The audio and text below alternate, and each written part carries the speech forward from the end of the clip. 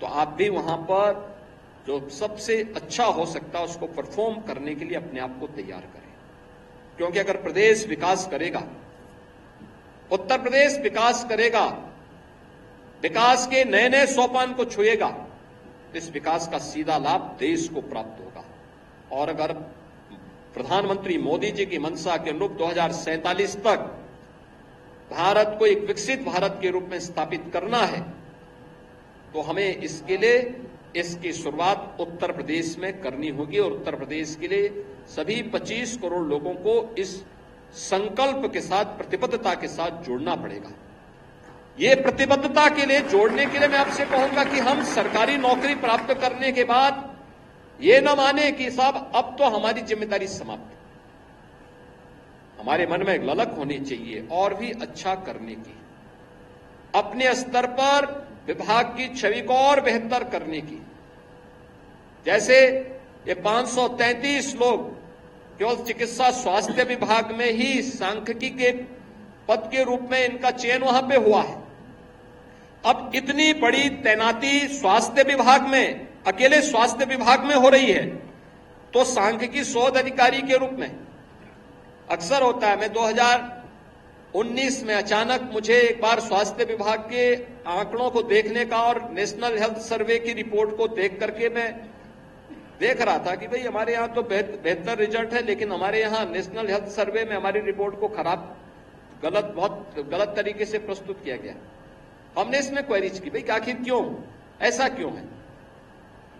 तो जानकारी मिली कि साहब यहां से हम लोग डाटा अपलोड ही नहीं करते।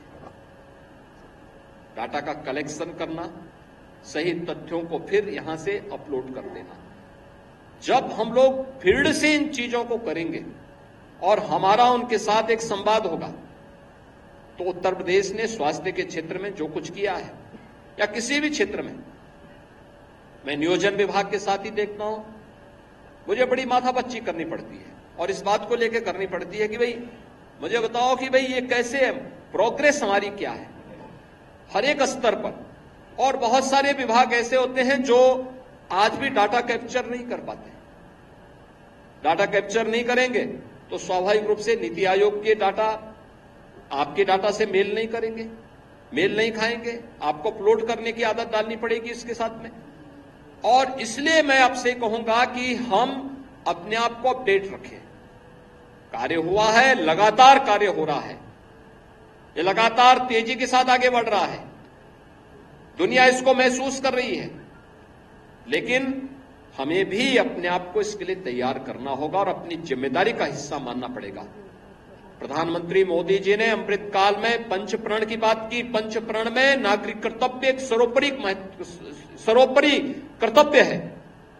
हम जिस क्षेत्र में हैं, अपने नागरिक के रूप में, एक अधिकारी के रूप में, एक कर्मचारी के रूप में अपने नागरिक कर्तव्यों का पालन करते हुए अपने विभाग को, शासन की छवि को बेहतर बनाते हुए अपने प्रदेश के विकास में हम सब सहभागी बनेंगे। इस विश्वास के साथ आज 1036 जिन युवाओं को ये नियुक्ति पत्र प्राप्त हो रहा है, वे अपना प्रशिक्षण बेहतर तरीके से लें। नियुक्ति की प्रक्रिया के साथ जुड़ने के साथ ही उन्हें जो सबसे उत्तम उनके जीवन का कार्यकाल होगा, इस 10 वर्ष के अंदर उन्हें अपनी नींव को सुदृढ़ करना है। तब 30-35 वर्ष का उनका सर्विस का कार्यकाल उनके लिए बहुत ही अच्छा होगा, सुखद होगा। और जब 30-35 वर्ष के बाद वे अपने सर्विस से रिटायर करेंगे, उस समय उनके सामने एक उज्जवल भविष्य की तस्वीर उनके सामने दिखनी चाहिए। ऐसा नहीं कि चयन की प्रक्रिया तो हो गई और उसके बाद वो निश्चिंत बैठ गए और वहीं से फिर लुढ़कना शुरू होता है और व्यक्ति वहीं से फिर भटकाव की स्थिति में जब आता है तो रिटायरमेंट के पहले ही उनको घर जाने के लिए मजबूर होना पड़ता है और उस समय समाज के सामने, देश के सामने उनकी स्थिति मुंह दिखाने के लायक नहीं होती है। ऐसी कोई स्थिति ना आने पाए, यह हम जरूर ध्यान में रखें। याद रखना, कितना भी कोई व्यक्ति चालाकी दिखाए, अगर वह गलत है तो गलत का पर्दाफाश एक दिन होगा जरूर। कोई दुनिया की ताकत उसको बचा नहीं सकती है, ये हम मान करके चले। और मैं फिर आपसे कहूंगा कि जितना अच्छा हो सकता है उसको अच्छे को अच्छा करने की दिशा में और भी अच्छा करने की दिशा में हमारा प्रयास होना चाहिए। विभागों के बीच में एक होड़ बननी चाहिए, एक होड़ दिखनी चाहिए। होड़ इस बात की कि हम इस विभाग में कार्य कर रहे हैं टेक्नोलॉजी का उपयोग करते हुए, हमारे यहां की आवश्यकता को ध्यान में रखते हुए। ऐसा कौन सा इनोवेशन हो सकता है जो यूपी करे, यूपी का कोई विभाग करे और फिर देश उसको अंगीकार करे। बहुत सारे ऐसे कार्य हुए हैं, बहुत सारे ऐसे कार्य हुए हैं। अभी बहुत सारे ऐसे नवाचार हैं जिसका में उत्तर प्रदेश ने कदम बढ़ाए। आज देश के अंदर उसकी डिमांड है। 1 डिस्ट्रिक्ट 1 प्रोडक्ट का है, विश्वकर्मा श्रम सम्मान का है, अटल आवासीय विद्यालय का है, पंचायत सचिवालय का है, टेक होम राशन का है, ऐसे तमाम ऐसे बीसी सखी का है। एक मॉडल बने हैं ये नवाचार यूपी से प्रारंभ हुआ, आज देश उसको अंगीकार कर रहा है। विभिन्न राज्य उसको मंगाते हैं, क्या मॉडल है, उनकी टीम यहां आ रही है। मैं कल देख रहा था, कल एक राज्य की टीम आई थी यहां पे, ये देखने के लिए कि यूपी में निवेश कैसे हो रहा है, यूपी में इसके लिए क्या कदम उठाए गए हैं, कैसे कैसे इन्होंने यूपी जैसे राज्य में निवेश एक सपना था। लेकिन आज इसी उत्तर प्रदेश में 40 लाख करोड़ रुपए से अधिक के निवेश के प्रस्ताव प्राप्त होते हैं। फरवरी में प्रधानमंत्री जी ने स्वयं 10 लाख करोड़ रुपए से अधिक के निवेश के प्रस्ताव का एक साथ शिलान्यास किया।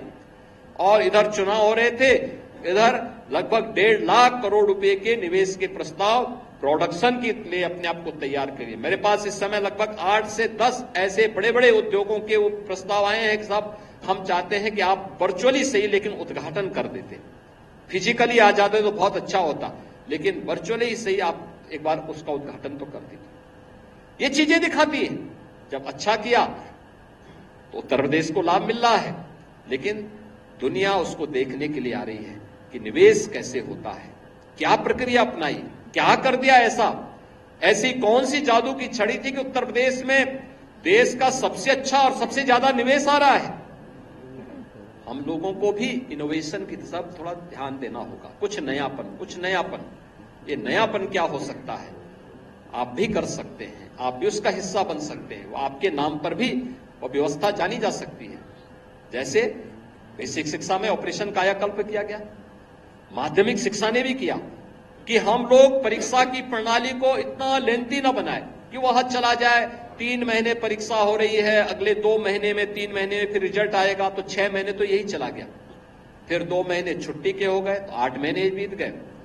फिर उसी में बीच में और भी कुछ तमाम, कभी बरसात आ गई, कभी सर्दी आ गई, कभी कुछ और आ गई, तो तब तो हो गए, तब तो आपने सपना साकार कर लिया, समृद्धि के सपनों को साकार तब तो हो गया। उन्होंने कहा नहीं, ऐसा नहीं हो सकता।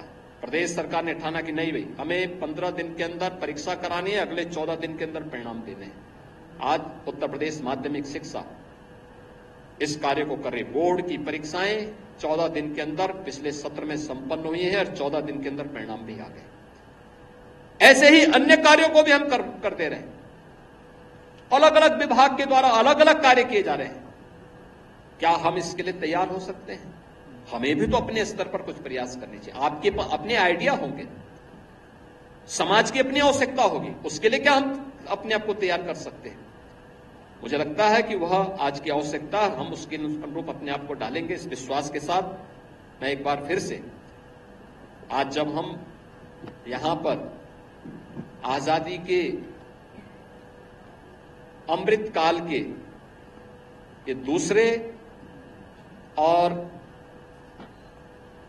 देश की आजादी के 78वें दिवस के एक दिन पूर्व यहां पर एकत्र हुए हैं, मैं आप सबसे कहूंगा, आजादी का संकल्प पंच प्रण के साथ आगे बढ़ेगा। हर घर में तिरंगा भी लहराया जा रहा है। यह भारत के आन बान और शान का प्रतीक बनना चाहिए। हमें भी इसका हिस्सा बनना चाहिए। हम लोग दुनिया के अंदर अस्थिरता को देख करके सचेत हों। अपने देश की एकता को अपने देश की समृद्धि के साथ जोड़ते हुए हमें कार्य करना होगा और इस बात के संकल्प के साथ जुड़ना पड़ेगा कि देश है तो सब कुछ है।